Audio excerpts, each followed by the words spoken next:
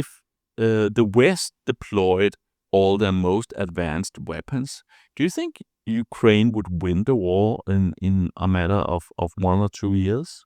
I think so, but not because it's more modern weapons, but just because it's more quantity.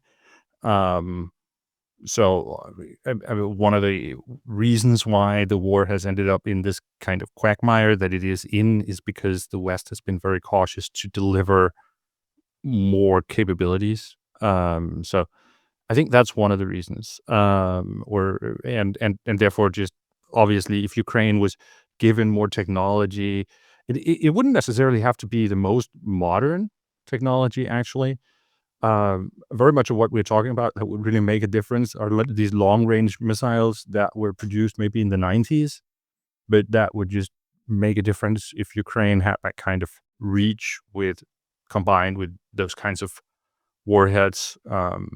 So and I think the war being sort of on this tipping point where it could go either way right now. I do think that if Ukraine was given the necessary assistance, then yes, they could win the war. So it sounds like it's kind of a game of not provoking Russia enough for this to escalate, and on the other hand, helping Ukraine enough just not to collapse. Is that correctly seen? I think that's been the approach of the Biden administration. It's very different now under Trump, but during the Biden era, it was very much about finding that balancing. It was this balancing act where Ukraine was assisted because it would not be permissible that Putin could win this war, and the Biden administration saw that as potentially leading to escalation, that Putin would not stop in Ukraine. He would continue on, and it would escalate into a bigger war in Europe. So giving Ukraine enough weapons that Russia couldn't win, but also a big concern about what can Putin do if he's put under enough pressure. Will he take the nuclear step and all those things? And then all the time making sure not to give Ukraine the weapons they would actually need to decisively put Russia under pressure. So I think there has been this balancing act. And then right now, under Trump, it's a little more difficult to see what his idea is, except for he just wants the war to end. But in terms of the assistance Ukraine is getting, then it's basically just a continuation of what Biden set into action. So it's still Biden's aid package that is being delivered now. Yeah, we haven't seen any new initiatives from Trump about new aid packages that will give new capabilities.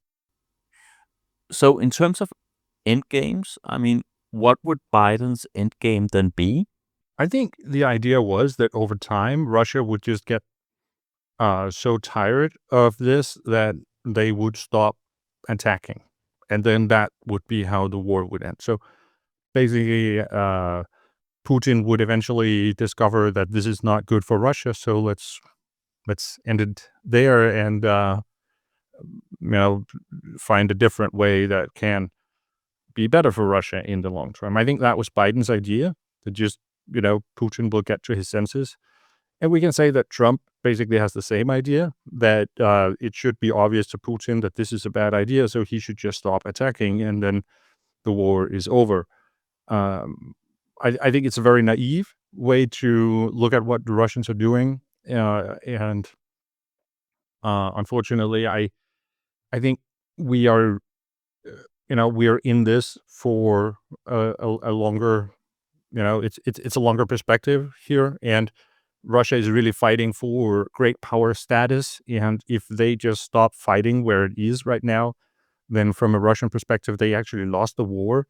So they have to keep going until they fundamentally manage to change the architecture of security in Europe, where they will have this great power status going forward.